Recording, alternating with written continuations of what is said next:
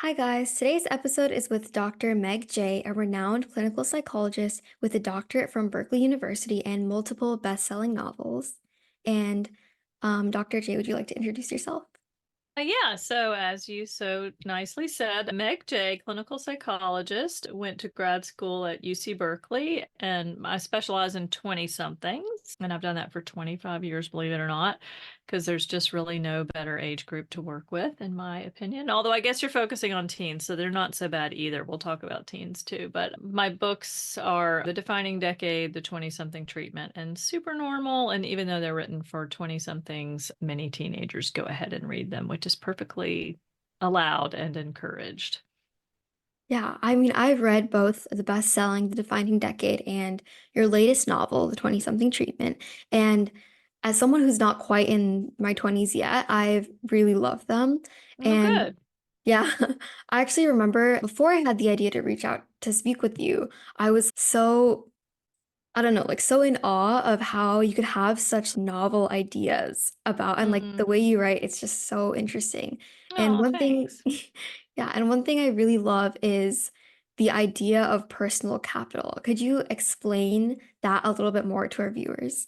Yeah, so in both books, I talk about, what's called identity capital or personal capital, and it's really about just sort of gathering, personal assets or investing in yourself throughout high school, throughout college, throughout your 20s, so that it's not about, I work here, I go to school there. It's really more about I'm gaining skills and competencies that kind of go with me wherever I go that no one can take away from me. So, I think sometimes people think about young adulthood of I'm supposed to have an identity crisis and find out who I am, like it's some hidden secret. There is no secret like who you are. Like who you are is what you make of your time as a teenager and as a 20 something.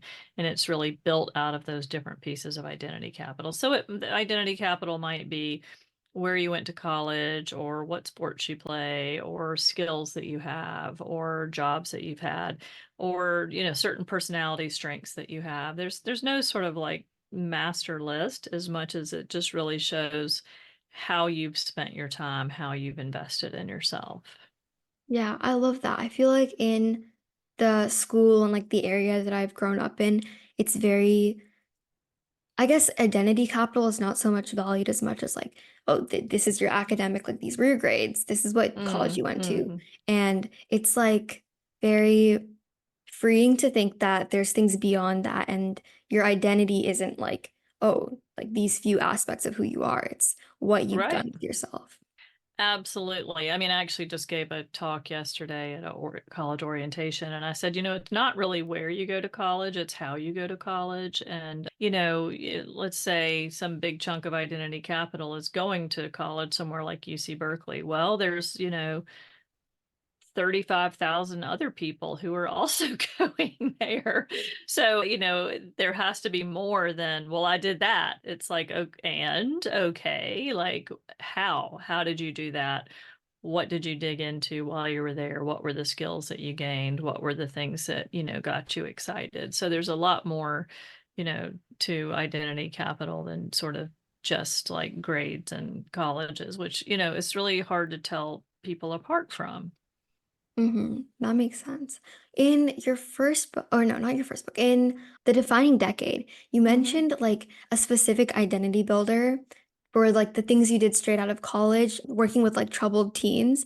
Can you tell us Hmm. the details of that? I was like, as a reader, I was like on the edge of my seat. Like, I want to know more.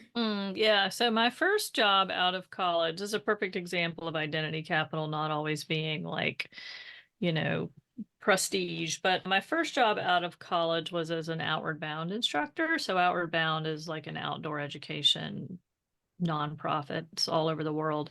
And they actually have certain schools that used to, I don't think they do it anymore, but they work with adjudicated youth. So this is kids who are locked up in detention centers for various crimes. And so for the first 5 years out of college, I worked for Outward Bound, mostly with the adjudicated youth. And so, I don't think that was what my family had in mind for my first job out of college. I went to UVA, which is a very good school. And I'm sure they imagined I would not just be like tromping around in the woods with, troubled teenagers. But it was actually really great identity capital because it was very interesting. So when I did go to apply to grad school, 5 years later and applying to UC Berkeley, it's very competitive.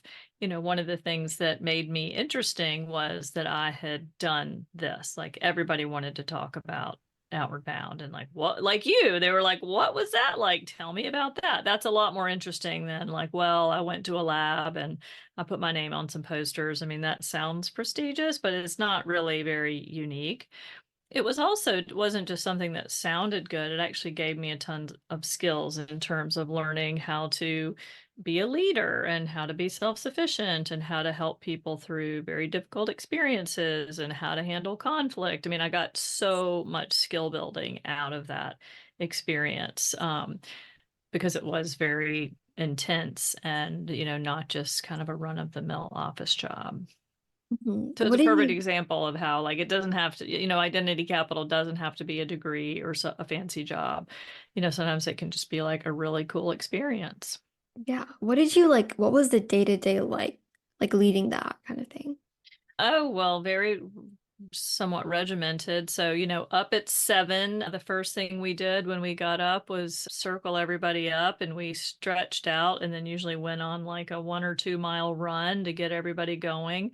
Most of my trips with the teenagers were like flat water canoeing on the Suwannee River because you're dealing with like sort of a lot of behavioral stuff. You're not also going to be like rock climbing and it's only like so much risk that you can manage at one time. So it was the outdoor activities weren't risky, but they were difficult. So after we ran, we would do breakfast, which was like, I mean, we were living in tents. So it was like, granola bars or cereal or whatever.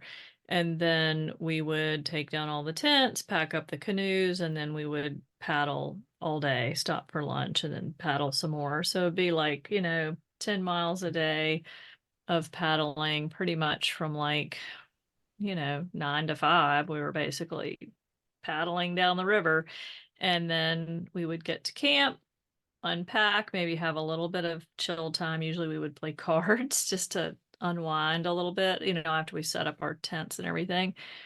Cook dinner, have evening meeting, which usually addressed some kind of behavioral situation. I mean, imagine you've got like, a dozen teenagers, with difficult circumstances and they're doing this stressful outdoor course. So at night we were teaching skills that like had come up during the day of communication or anger management or perseverance, whatever it was. We were sort of teaching and talking about the things that the group needed.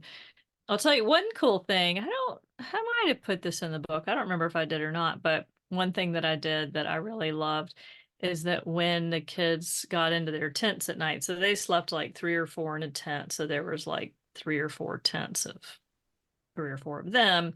And the instructors, we slept in another tent, just like right there, But Mhm. anyway, they would get in their tent and zip up and everybody would get in their sleeping bags. And these are like, they're teenagers who were in detention centers for anything short of sex crimes or murder. So most of it was like grand theft auto or it could be assault and battery, that kind of thing. Anyway, but they're still kids. They're teenagers. They were like, I loved them. They were great kids for usually from very difficult circumstances. So anyhow, they'd get in their tents at night and I would read to them from outside the tent that I always had a book going and I would read like a chapter at night before they went to sleep, which was super cool. It was actually something I started doing in my college classes. Not all of them, but if I teach positive psychology, there was this one book that I was reading to my class. I would get to the end of the class and I would spend like the last 10 minutes of every class period reading this memoir, which was about this, depressed guy who was trying to kind of feel better through positive music. That's the one I was reading to the college kids. But anyway, so it's got me started on reading to my classes, which I still do now. Yeah, I love that. That's like I guess these are kids that are used to like consequences all the time or like Right. things like that rather Yes, than yes, right. compassion. Right. Yeah. Yeah, well, that beautifully put. And it was, Outward Bound is it's all about natural consequences, which is so it is all about consequences, but it's natural consequences of like, Mhm. well, if you don't get going in the morning, you're going to be paddling in the dark at night. Or if you don't make it to your campsite, then you're going to be sleeping in like the ivy. So there was a lot, it was constant like consequences, consequences. So it was very cool to be able to, not have it just be that all the time, because I'm sure that message was being hammered home plenty. Yeah. Yeah. So you started off with teenagers, and then how did you decide to like go into this niche of like 20-year-olds? Yeah, so that I went to grad school and was doing clinical psych, and initially going in, because when you go to grad school, it's just like with college, you write this essay about how you're sure you want to do X, Y, or Z, and honestly, nobody knows. You just kind of have to say, you just pick something say you're passionate about, because you got to try and do something. But of course, you get to grad school and the rubber hits the road, and then you realize, like, oh, I actually don't like that. So I think I thought when I was going to grad school, maybe because of my work with the teenagers, I would want to work with kids, but I actually did not. Well, it wasn't I didn't like working with kids. I did, but I found it to be very heartbreaking because kids aren't in control of their lives. So oftentimes kids are really struggling, but the people who could most help them are their parents, and they may or may not be that invested in changing or being part of the solution. So anyhow, I did not, I found it like very heartbreaking to work with kids. So and then meanwhile, I'm going to grad school in a college town in Berkeley, and there was, student health there. So I had a lot of contact and experience with college students, 20 somethings, and started to realize, like, man, this is where all the action is. Like, this is where people are, now in charge of their own lives. So whatever the deal is with their family, good or bad, it's that's in the past, and it's kind of up to you to figure out your life now. And, people are figuring out identity, career, relationships, friendships, where they're going to live, who they're going to be, who they're going to love. I mean, it's just really where everything is happening. So and, people are also changing a lot and growing a lot. So you really have that momentum on your side. So, a metaphor that I use a lot is, working with 20 somethings is like working with planes just after takeoff. And just a small course correction makes a big difference in terms of where you end up. So, it's actually very gratifying work. It feels not easy, but it's, I definitely have growth on my side, well, when I'm working with people. Yeah, that really resonates with me. Like, I've always thought that I want to go into like teenage, like being a therapist for teenagers, things like that. Hmm. But when I look at like myself or like my peers, you're right. Like we don't have control over a lot of aspects of our lives. I can see how Hmm. that's like, well, like I guess the experience I've had with like getting therapy and things like that, like as a teenager, have been like, they don't tell you like solutions. And that's why reading your book was like a very Mm, different and inspiring experience to me hmm. because it was like these are solutions to problems. This is advice. It's not like I'm going to Right. validate what you're saying again and again. Right. Right. Yeah, I'm a very active therapist. There's a gazillion types of therapy out there, but in general, in broad strokes, like supportive therapy is sort of validating, and which has its place, helps people get through their situations better.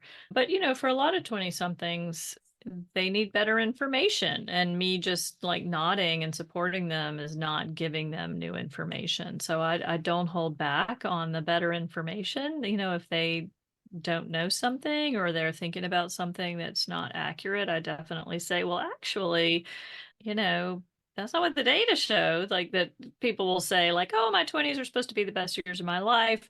I'm very quick to say, I hope they're not. You don't want to peak in your 20s. Life should get better as you go. But actually, the data show that people's 20s are not the best years of their lives. That, sure, there's some cool, exciting things that happen, but there can be quite difficult because there's so much that is being decided and that is getting worked out and it's not yet worked out.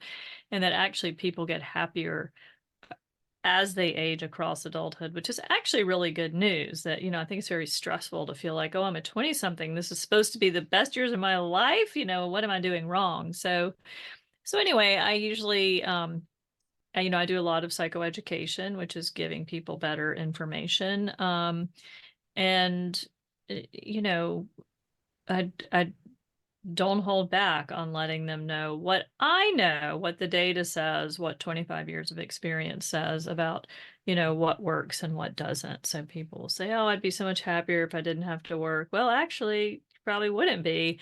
That, work is the biggest source of growth and change for 20 somethings. So 20 somethings who, I get it, I understand like the theoretical appeal of not working, but 20 somethings who don't work actually tend to be quite unhappy because they're like bored and there's no structure and everyone around them is working and they're not experiencing those sort of like growth experiences, and they're not sort of being put in situations to gain confidence and competence. So anyway, I'm quite an active therapist. Yeah, I think that's very important. And I feel like therapists should be trained to be more like that than like, I guess, like holding back or being like passive. I think a lot of therapists that I've had experience with have been like I want to know, I want to have something that's like, oh, I like that indicates to me like I'm an active therapist or like I'm more of a validating therapist. So we can like people can get what they are looking for and what they need. Hmm. Yeah. Yeah, it's interesting. Someone asked me earlier today because I've talked about, as a therapist, I'm more of a pusher than a puller. So I like push people out into their lives. So what do we know about how people change in therapy? Like the largest slice of change comes from improvements made outside of therapy. So you're not usually going to change because your therapist, made a really smart interpretation or, said just the right thing, or because you had like some memory or a connection of something. Usually people change because their life gets better outside of therapy. So I try to make that happen. It's like I try to figure out like, okay, what's going on? Let's get you into some better friendships. Let's get you into some better habits. Let's help you lay off the substances. Let's help you, change your major. Like I try to figure out what's not going well outside the room and push people into better lives outside the room. But someone asked me, like, well, how do I know if I have a pusher or a puller? A puller is someone that's like, let's get really close. I want you in here 3 times a week. I'm going to be your new best friend or the parent you never had. I mean, I guess there's a place for that, but I actually don't think that's the best route to go with young adults. I try to help people make the friends that they want rather than try to be their best friend. So anyway, I think, you can sort of tell with the therapist if they're asking a lot of questions about like what's going on outside of here, what's the work you want to do, what are the changes you want to make versus, sort of just talking Yeah, about what's happening. I totally agree. What advice would you give to like a parent or even like a budding therapist to help someone that's like close to them in their 20s? Like what should somebody who's trying to like motivate or like help a 20 something year old progress in their life do? Yeah, I mean, I really work a lot from, the power of positive expectations. So on the one hand, I normalize a lot of the struggle. Most of the 20 somethings and college students that I see, I mean, what they're dealing with is difficult, but developmentally very normal and common. And so I don't see them as doomed or dysfunctional or disordered. I see them as struggling. And so I really normalize that. No shame, no blame. I try to stay away from diagnoses and like getting people's identities too hung up on like any particular dysfunction that they might have, because I'm going to assume that we're going to work on that and it's not going to be an issue in, 6 months or a year and a half or whatever the case may be. So I do a lot of normalizing that you're not broken, and a lot of, rather than panicking about what's going wrong, doing a lot of problem solving of like, well, what is this telling me that you need to learn in your life? What are the skills that you need that you don't have? What are the changes that you need to make? And I assume that people will be able to make those changes and that their lives will change for the better. So I have a lot of, I wouldn't say it's optimism because it's not like I'm just like a glass half full person. I'm really not. I just know from 25 years of experience and from the data that people's lives generally trend upward. And so I believe that I can help people make that happen and have a lot of confidence in my clients. I'm not saying I'm the magician. I have confidence that they can do it and I'm there to help. Yeah. Do you think diagnoses can be like generally harmful?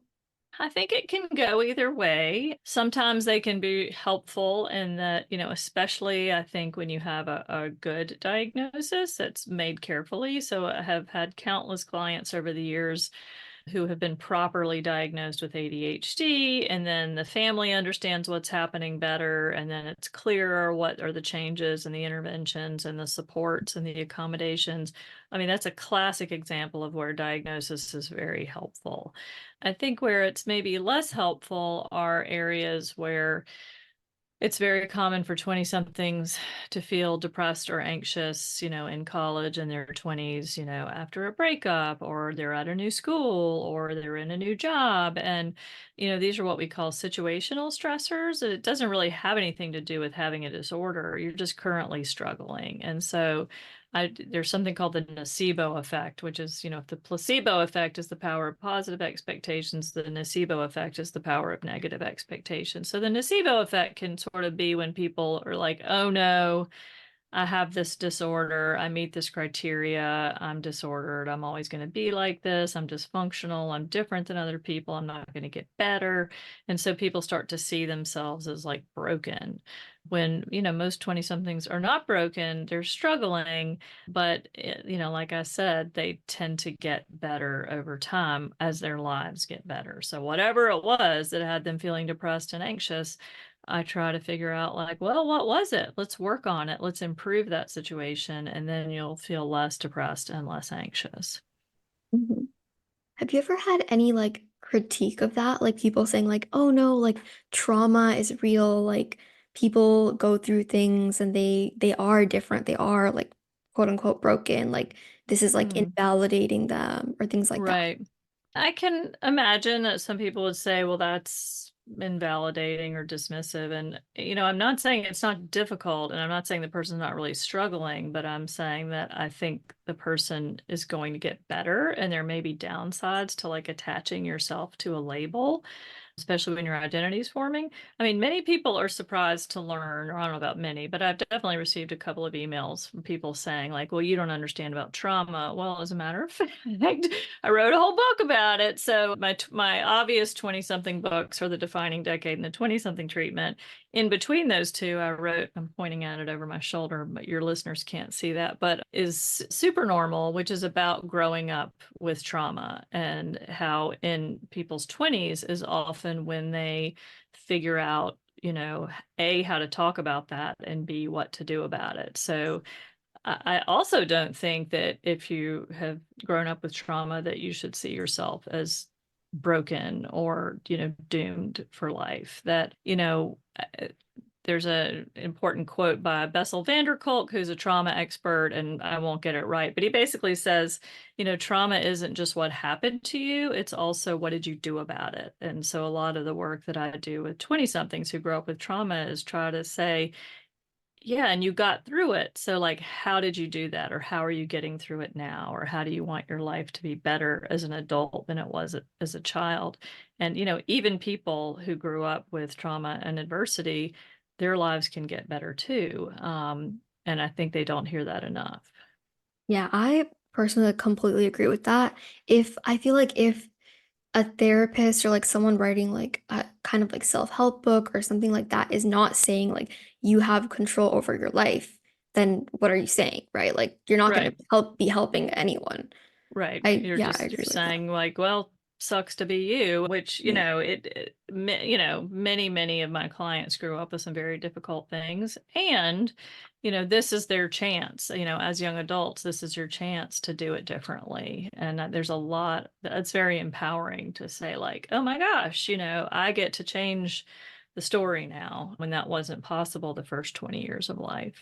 Yeah, as someone who has been like quote unquote like had some like troubles, I guess, like mental health struggles in the past, it's like very empowering to think that like first of all that things get better after being a teenager. And second of all, that Yeah.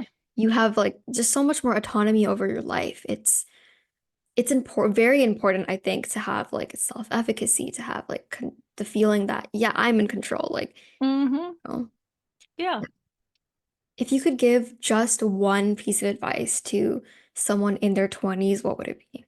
Just, I mean, that's a tough one. So, Yeah. one thing I've been keen on recently is to spend more time thinking about what would life look like if things went well. And yeah, you don't have to think about your whole life. Like, what would this year look like if things went well? Because we spend a lot of time thinking about what is it going to look like if no one loves me or I'm not successful or I don't get into college or whatever. Spend more time thinking about what would life look like if this year went well or if things went well, and to articulate like what are your hopes and dreams, what's a happy ending for you or a good next year for you. And then, obviously that begs the question of, okay, well, what do I need to do to get there? Yeah, I like that.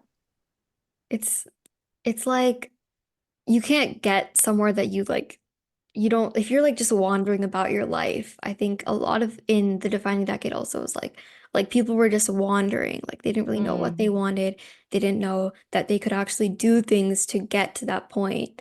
Just like very out of control. Right. Yeah. So you have to, allow yourself to imagine, things going well in your life and then figure out like, okay, well, it turns out I actually have something to do with that. Yeah. For let's say like you're working with a teenager and they obviously don't have like that same level of like control over their lives. What advice would you give them?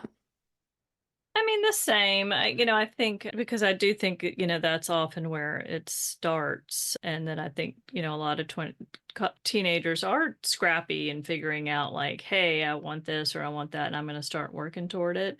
So I think having those early experiences of I identify something that I want and I work toward it and I make it happen, whether that's making the tennis team or getting a B in geography or changing your name, like whatever that thing is, I think having those experiences of I can identify something that's important to me and I can work and make that happen transfers across, you know, all arenas. And so you start to have this feeling of, just like you said, self-efficacy of, whatever it is, if I identify it, I'm going to make it happen. I think just starting to have those experiences, however big or small, that's good to start socking those in. Yeah, I feel like it's the same thing as like identity capital kind of like the more Right. experiences, the more like things that build your confidence. Like knowing that you're good Exactly. at something is so important to a Right. child, to a teenager, to an adult, like all throughout your life. Absolutely. And one of the best forms of confidence, I think, is that self-efficacy of I believe in myself. I can bet on myself. Like it's not like, oh, I'm good at piano. It's whatever something is, I'm going to make it happen or I can Mhm. get results for myself. I think is, a great form of confidence because it applies to all areas. Yeah, definitely. Yeah, this was so great. And thank you so much for My taking the time pleasure. out for me. And is there anything else you'd like to share with the audience about like your book maybe or your work in general? Somebody asked me earlier about teenagers in my books, and the defining decade is very 20 something heavy of, it's all about the 20s, and some teenagers love it. Some are like, I'm not ready for that yet. The 20 something treatment, I mean, you could weigh in on this, but I actually think in a way is a bit more relatable to teenagers because it's really just about kind of young adult or like youth mental health. And it's just this idea around like it's normal to struggle. How do we get out of those struggles? How do we learn to sort of think and feel and have friendships and be social in ways that, help us feel happier and healthier and more successful? So I think that one actually maps right on to teenagers, maybe in a way that the defining decade doesn't, but I would be interested in your opinion on that. Yeah, I mean, I kind of agree. I think I also really enjoyed reading The Defining Decade because, I mean, I feel like I already feel like I have like good self-efficacy. Like I feel like I'm like planning ahead for my future. Like I can apply things from like your 20s to like my current life. But I Nice. think that if like for a lot of people, I agree. Like the 20 something treatment would be a great like starting point. And Hmm. it's very like, I think it's your writing is very different from what I've seen, like the ideas expressed in like other books and like the general media idea. I feel Mm, is very like, it's not, it doesn't give the individual control as much as these mm, books do. hmm. And I really appreciate that. I Well, think thank it's you. very powerful. Thank you. I think I think the 20 something treatment is a very positive message about mental Mhm. health. It's that it's, normal and common to struggle. You're not the only one, and that life gets better. And so, I mean, I think a lot of teenagers could stand that to hear that right now anyway. But I applaud what you're doing, and I hope you do enter the field that I'm working in one day. It's a great life, very meaningful work. Thank you so much. That's very hopeful to hear. Good. So, thank you guys all for listening. And thank you, of course, Dr. J, for being here with us today. And I hope you guys enjoyed listening.